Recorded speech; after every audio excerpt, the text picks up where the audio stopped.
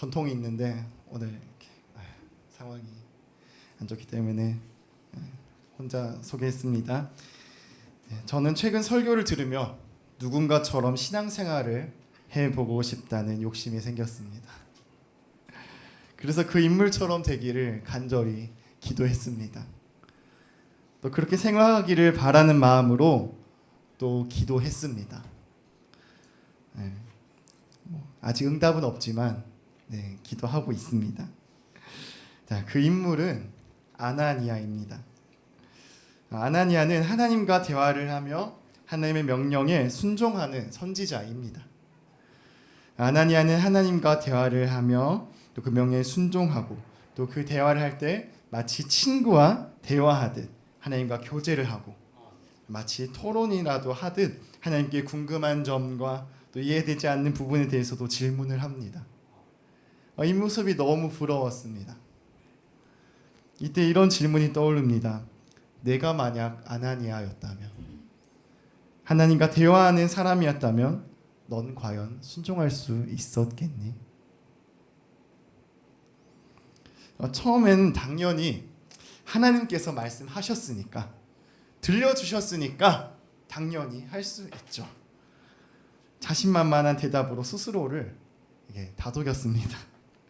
근데 이내 드는 생각이 과연 내가 아나니아처럼 순종할 수 있었을까라는 질문이 되돌아왔습니다. 왜냐하면 아나니아는 그리스도인들을 말살하려는 살인자 사울을 찾아가야 하는 명령을 받았기 때문입니다. 소문으로 귀가 따갑게 들었을 것입니다. 야, 이번에 사울이 글쎄 스데반 집사님 죽였대. 아니 글쎄 200명을 잡아갔대. 사울이 이제는 이 사울이라는 이름만 들어도 치가 떨리고 온몸이 떨리는 지경에 이르렀을 것입니다. 그런 상황에서 하나님은 갑자기 아나니아에게 말씀하세요. 사도행전 9장 11절에 이렇게 기록이 되어 있습니다. 일어나 직가라 하는 거리로 가서 유다의 집에서 다소 사람 사울이라 하는 사람을 찾으라. 그가 기도하는 중이니라. 무슨 상황입니까? 하나님께서 대뜸 부르시더니 박해자, 살인자 사울에게 가라고 하십니다. 아나니아는 두려움을 느끼고 하나님께 묻습니다.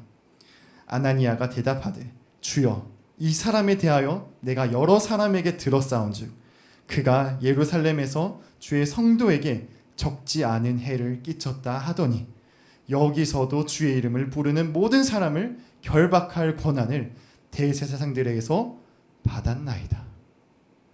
다시 말해 하나님, 이 사람은 주님의 백성들에게 너무나도 많은 피해를 준 사람입니다. 이제는 이 사람이 공식적으로 하나님의 백성들을 체포할 권한을 얻은 상태입니다. 라고 아나니아는 물은 겁니다. 그럼에도 하나님은 가라. 이 사람은 내가 쓸 그릇이다 라고 하시며 아나니아에게 가라고 말씀하십니다. 사랑하는 기쁜 교회 성도 여러분, 여러분이 아나니아라면 어떻게 하셨을 것 같습니까? 하나님과 대화하는데 내 머리에서는 도저히 이해가 되지 않는 상황에서 하라고 하셨을 때 할 수 있을까요? 이성적으로는 도저히 납득이 되지 않는 상황에서 가라고 하셨을 때 갈 수 있을까요? 아나니아는 갔습니다.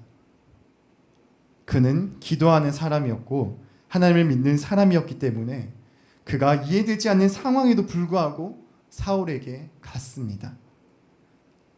그리고 명령받은 대로 사울에게 안수를 하여 다시 보게 합니다. 하나님은 아나니아의 능력을 본 것이 아니라 그의 믿음을 본 것입니다. 우리 또 믿음의 사람 또 한 명을 볼까요? 노아는 그의 나이 500세에 셈과 함과 야벳을 낳습니다. 그리고 그 후에 하나님의 명령을 받아요. 창세기 6장 14절에서 16절 말씀입니다. 너는 고페르 나무로 너를 위하여 방주를 만들 때 그 안에 칸들을 막고 역청을 안팎으로 칠하라. 네가 만들 방주는 이러하니 그 길이는 300규빗, 너비는 50규빗, 높이는 30규빗이라. 거기에 창을 내되 위에서부터 한 규빗을 내고 그 옆으로 내고 상중하 3층으로 할지니라. 규빗을 오늘날 미터로 환산하면 길이가 135m, 너비가 22.5m, 높이가 13.5m 정도입니다. 이는 건물 7층 높이, 축구장 면적의 1.5배에 달하는 규모입니다. 500세가 넘어서 하나님께 받은 명령입니다. 인간적인 생각으로는 왜 저렇게 굳이 해야 될까? 다른 방법으로 멸하실 방법이 있으실 텐데 굳이 왜 고생을 시키실까? 지문할 수 있지 않겠습니까? 하지만 창세기 6장 22절에는 노아의 태도를 기록을 하고 있습니다. 창세기 6장 22절에 함께 읽겠습니다. 노아가 그와 같이 하여 하나님이 자기에게 명하신 대로 다 준행하였더라. 그 어느 곳에서도 노아는 하나님께 질문했습니다 라는 구절이 등장하지 않습니다. 다만 하나님이 자기에게 명하신 대로 다 준행하였더라 뿐입니다. 500세의 아들 셋을 낳고 600세의 홍수가 일어났기 때문에 이 많은 학자들은 방주를 만든 기간을 70년에서 80년으로 보고 있습니다. 그 기간 동안 사람들의 비방과 조롱을 인내했을 것입니다. 그 기간 동안 가족들의 불평과 불만도 인내했을 것입니다. 그 기간 동안 몸의 고된과 정신적으로 오는 타격에도 인내했을 것입니다. 그 인내의 시간을 견뎌낸 노아는 방주를 완성합니다. 그리고 혈육 있는 모든 생물을 각기 암수 한 쌍씩 방주로 끌어들이라고까지 말씀하십니다. 전능하신 하나님께서 하시면 이렇게 오래 걸리지도 않아도 될 텐데 왜 이렇게 노아를 고생시키면서까지 일을 시키셨을까요? 여러분이 노아의 상황이라면 하나님의 명령이 내려왔을 때 순종할 수 있었겠습니까? 노아는 했습니다. 그는 기도하는 사람이었습니다. 말씀에 그는 하나님과 동행한 자라고 증거합니다. 하나님은 그의 목공 실력을 보신 것이 아니라 그의 믿음을 보신 것입니다. 만약 노아가 자신이 이해될 때까지 기다리고 때를 썼다면 그의 시간은 밀려 아주 늦춰졌을지도 모릅니다. 하지만 그는 자신을 설득하여 일을 하게 하는 교만을 범하지 않았고 다만 하나님의 말씀대로 준행했습니다. 이것이 어떻게 가능합니까? 바로 하나님과 동행하는 것, 기도하는 것으로만 가능합니다. 엘리야는 온 이스라엘이 하나님을 떠나 우상 숭배를 하던 타락한 시대에 홀로 남아 하나님의 구원 사역을 행한 선지자입니다. 그는 말 한마디로 비를 내리지 않는 이적을 행합니다. 그 후 3년 6개월간의 극심한 가뭄으로 아합 왕이 엘리야를 죽이겠노라 눈에 불을 켜고 있을 때에 그는 아합 왕 앞으로 나아가 이스라엘의 파탄 원인이 우상 숭배를 한 왕실에 있다고 말을 합니다.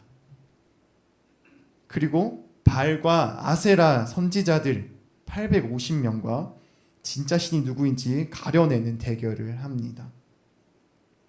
그 결과 하늘에서 불이 떨어졌습니다. 그 불이 얼마나 강한지 제단에 뿌린 물과 도랑이 가득 찬 물이 바싹 말랐다고 성경은 기록을 하고 있습니다. 그리고 비가 내리도록 기도를 하여 비를 내리게 하였고 사르밧 과부의 아들을 살려내는 기적을 행합니다. 엘리야는 하나님의 살아계심을 나타낸 위대한 하나님의 사람입니다. 이런 위대한 신앙의 소유자 엘리야, 만약 여러분에게 엘리야의 능력이 있었다면 나를 죽이고자 하는 사람 앞으로 담대히 나아가라 하셨을 때 순종할 수 있었을까요?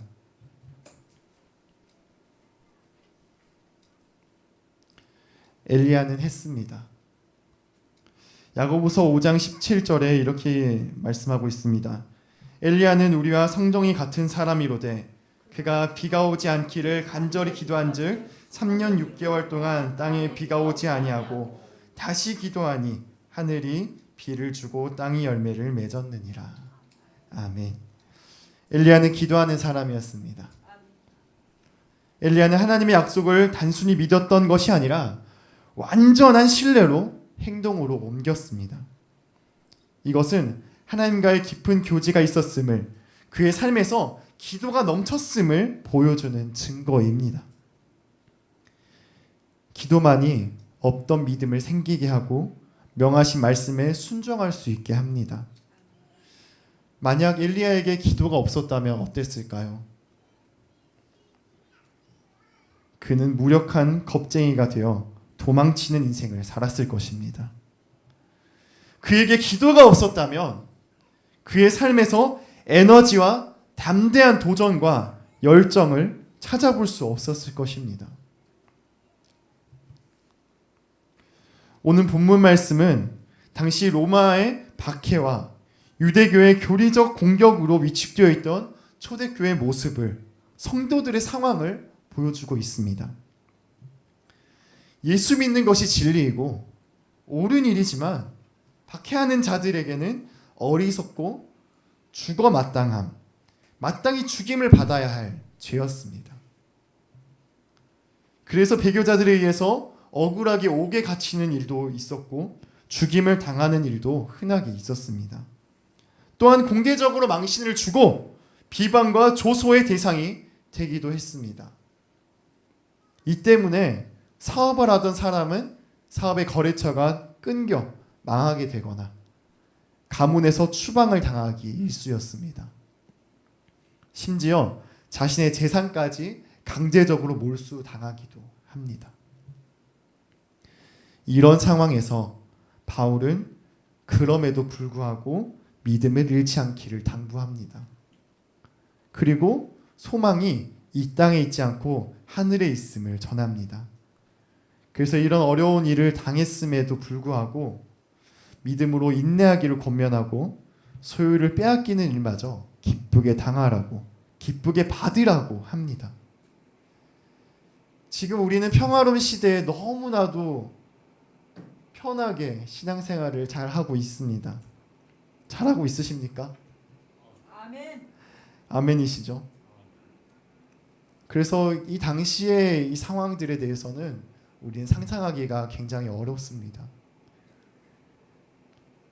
하지만 이 가까운 나라 중에서도 이런 상황이 있는 나라가 있죠. 북한과 중국도 그렇게 되고 있습니다. 예수 믿는다는 이유로 잡혀가고 재산 몰수당하고 사형당하고 감시받습니다.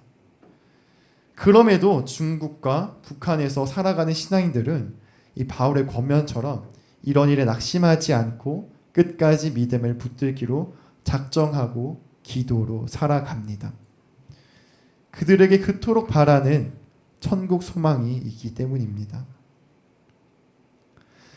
성경에 눈에는 눈, 이에는 이, 받은 대로 돌려주라 말씀하셨잖아요.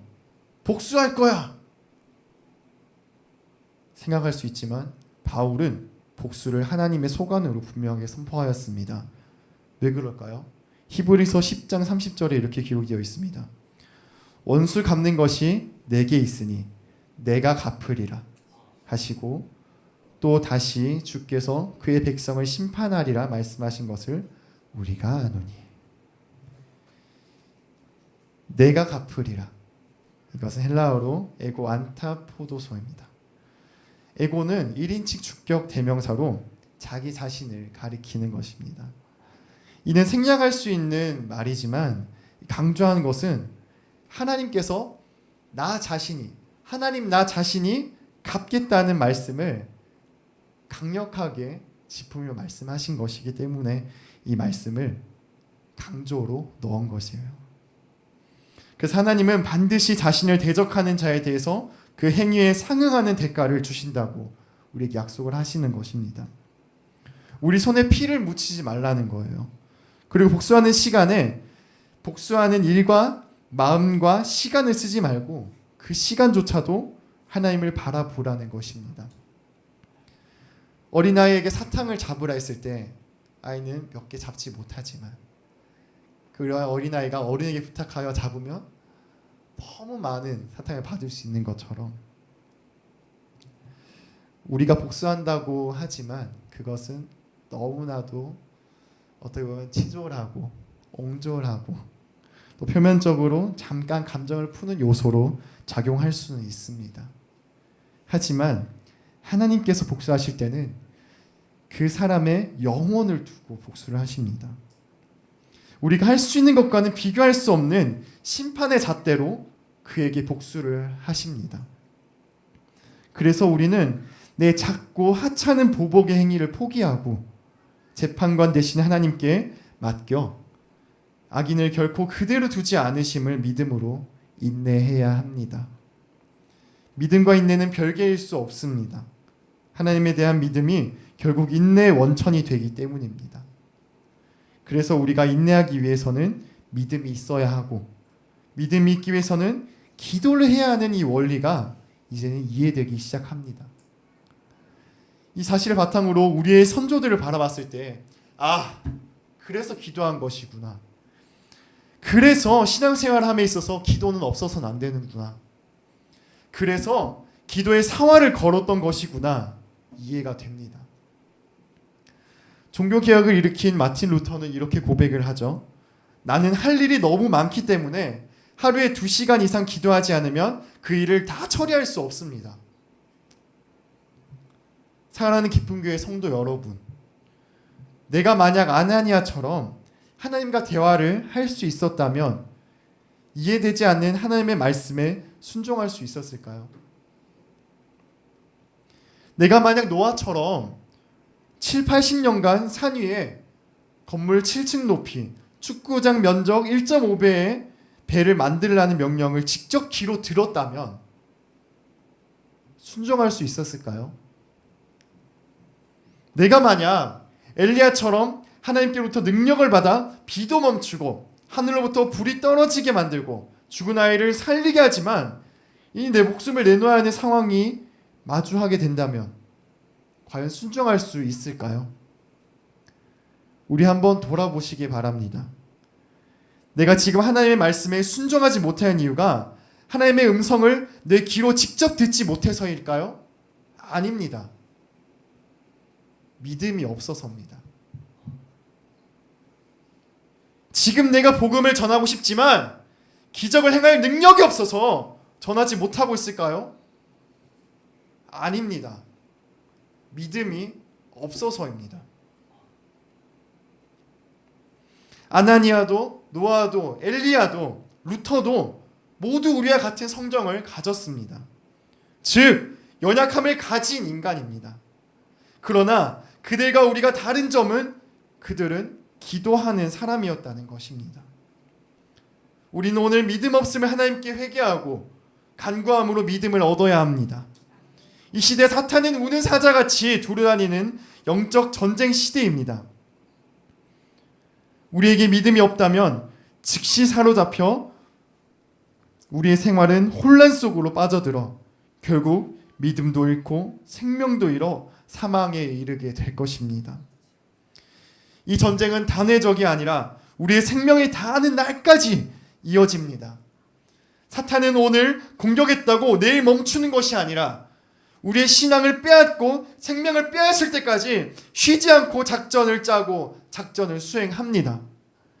경제적 어려움으로, 인간관계의 어려움으로, 기질적 어려움으로, 건강의 어려움으로 성도를 넘어뜨리기 위해 맹렬히 불화살을 퍼부을 것입니다. 그래서 베드로전서 5장 8절은 이렇게 말씀합니다. 근신하라, 깨어라. 너희 대적 마귀가 우는 사자같이 두루다니며 삼킬 자를 찾나니 너희는 믿음을 굳건하게 하여 그를 대적하라. 이는 세상에 있는 너희 형제들도 동일한 고난을 당하는 줄을 알미라. 아멘. 바로 이런 공격에도 꿈쩍하지 않고 대적하는 방법은 바로 기도하는 것입니다. 우리가 기도하는 것으로 말미암아 내가 이해되어야 하는 교만에서 벗어나기를 간절히 바랍니다. 우리가 기도하는 것으로 말미암아 하나님보다 내 감정에 앞서는 이기심에서 벗어나기를 간절히 소망합니다. 그래서 우리 기도로 말미암아 우리네 인생이 하나님으로 풍족하게 되고 하나님으로 만족하게 되며 하나님으로 살아갈 길이 열리기를 예수님의 이름으로 축복합니다. 또한 겁쟁이였고 비겁한 자였고 배신자였던 이 삶에서 이제는 기도로 말미암아 하나님의 사람으로 변화되어 천국 소망을 가슴에 품는, 그리고 하나님의 선하신 뜻에 귀 쓰임 받는 우리 기쁨교회 성도 여러분이 되기를 예수님의 이름으로 축복합니다. 아멘. 이 시간 우리 찬양 한 곡 부르고 축도하겠습니다. 오늘 집을 나서기 전 함께 찬양하도록 하겠습니다.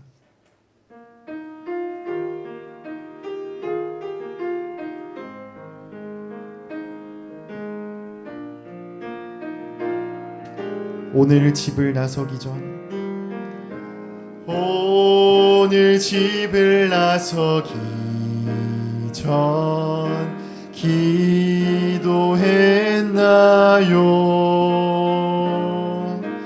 오늘 받을 은총 위해 호소했나요?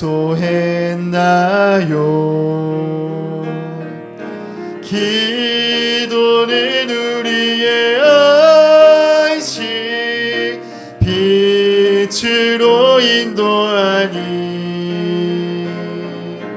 앞이 캄캄할 때 기도 잊지 마세요. 마음에 분노 가득할 때, 분노 가득 찰 때 기도했나요? 나의 앞길 막는 친구 용서했나요? 기도는 우리의 안식, 빛으로 인도하니 앞이 캄캄할 때 기도 잊지 마세요. 어려운 시험 당할 때 기도했나요?